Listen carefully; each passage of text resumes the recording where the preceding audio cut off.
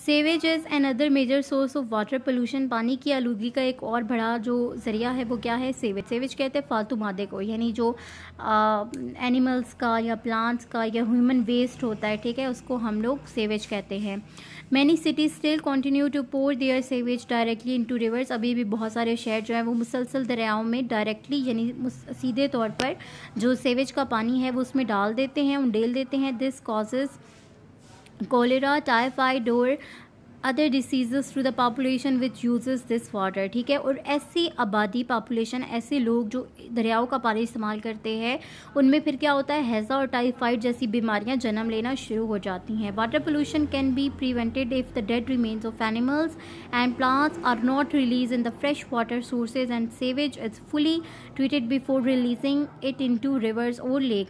Water pollution पे हम लोग काबू पा सकते हैं, इसको ख़त्म किया जा सकता है कि अगर जानवरों और जो पौधे हैं उनका जो डेड रिमेन्स है, यानी उनका जो फालतू वेस्ट होता है जिसको हम लोग ज़ाया करते हैं, उसको पानी में फेंकने के बजाय और जो सेवेज का पानी है उसको डायरेक्टली हम लोग पानी में या दरियाओं में और झीलों में फेंकने के बजाय अगर हम लोग उनको किसी और तरह से ख़त्म करते हैं तो हम लोग वाटर पोल्यूशन से महफूज रह सकते हैं। नेक्स्ट है noise pollution. Noise pollution is becoming an ever increasing problem in the age of mechanical inventions. अभी जो आजकल की मशीनें ईजाद हो रही हैं उसमें सबसे बड़ा मसला क्या है? नॉइज़ पोल्यूशन है, ठीक है। आजकल के दौर में सबसे ज़्यादा इंक्रीज़ भी हो रहा है, यानी कि बढ़ भी रहा है।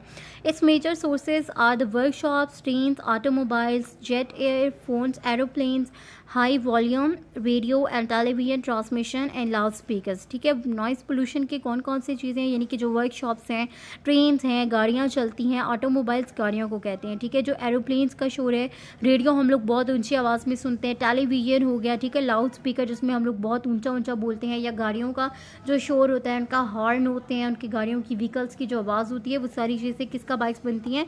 नॉइज़ पोल्यूशन का।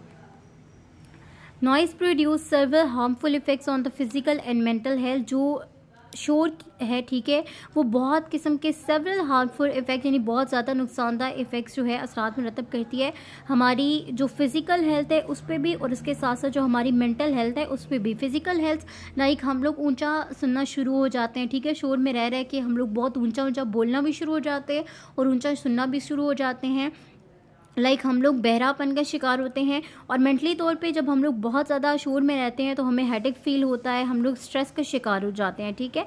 It disturb sleep and lead to many nervous problem. ये हमारी नींद में कमी का बाइस बनता है और बहुत सारे जो आप कह सकते हैं कि आसाबी प्रॉब्लम्स होते हैं उनका बाइस बन जाता है।